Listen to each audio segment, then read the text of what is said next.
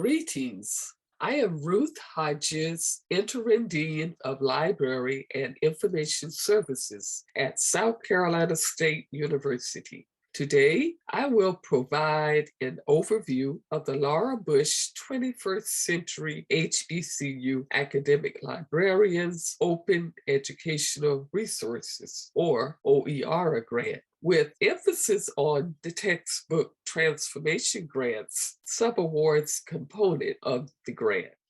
Coverage includes the acknowledgments, the purpose, evaluation methods, findings, and conclusion. Before beginning, I would like to thank the Institute of Museum and Library Services, or IMLS, for awarding South Carolina State the grant which supports this project. My co-PI, Dr. Diane Burnett, and others who assisted with the implementation of this project.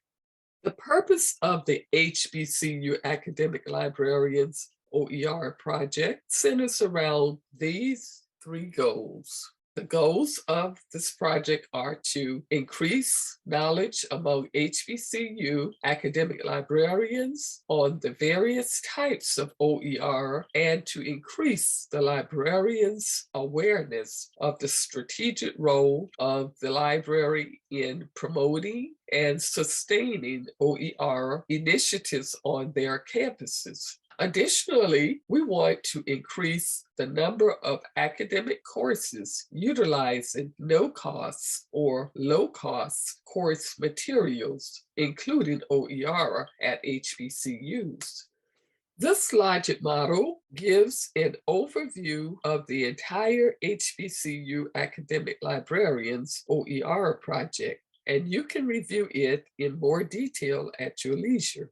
To determine how well we accomplish the three project goals, a mixed method approach was used, consisting of both quantitative and qualitative methods. These evaluation approaches assess 5 key activities conducted to accomplish the project goals. These activities include a pre-summit on copyright and Creative Commons, a summit on OER and affordable learning, 3 professional development webinars on OER, a campus implementation survey, and our final activity, the textbook transformation grants. As previously stated, the textbook transformation grants is a component of our larger OER grant and is intended to promote college affordability through training of academic librarians to become advocates of OER initiatives at their respective institutions. Participants were selected for the subawards through a mass review process. 12 HBCU academic librarian faculty teams who attended the HBCU OER Summit received the textbook transformation grants subaward. The librarian faculty team awardees collaborated to redesign a general education course, or GEC, to replace the course's commercial textbook with no-cost or low-cost educational materials, including OER. Additionally, awardees were expected to teach the course and make their free and low-cost learning resources accessible to students by spring 2021. Some key findings derived from 2 surveys administered to recipients of the textbook transformation grants were to determine their perceptions about various project activities, including the collaborations with one another. For this question, librarians and faculty were asked to rate how productive was the collaborations between each other while working to redesign the course syllabus to replace a commercial textbook with an OER or related affordable learning resource.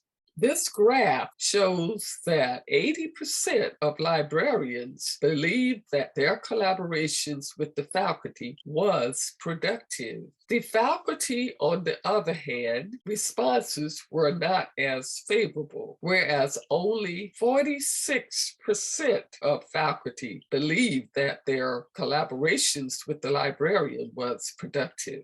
Another finding, over just one semester, there was a total cost savings of over $120,000 for 1,171 students across the 12 HBCUs participating in the textbook transformation grants.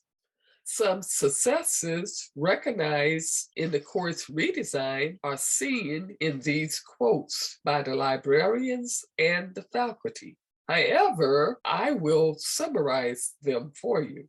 The librarians saw the biggest success as administrative buy-in and being more educated about OER, its access, and the impact OER can have on student success. Faculty saw the biggest success as all students having access to course materials on day one of class. Both librarians and faculty reported major challenges as getting faculty buy-in, technology limitations, adequate OER training, and opportunities for professional development for librarians and faculty. And the pandemic. The pandemic made it difficult for librarians and faculty to coordinate schedules and to work together remotely. However, there was a positive side of the pandemic, in that it forced some previously reluctant faculty to put their courses online. Some best practices in OER selection and utilization include: when selecting OER, know the audience, understand what the professor wants, and appropriately align resources with the course's learning outcomes. Gain the basic understanding of copyright and Creative Commons.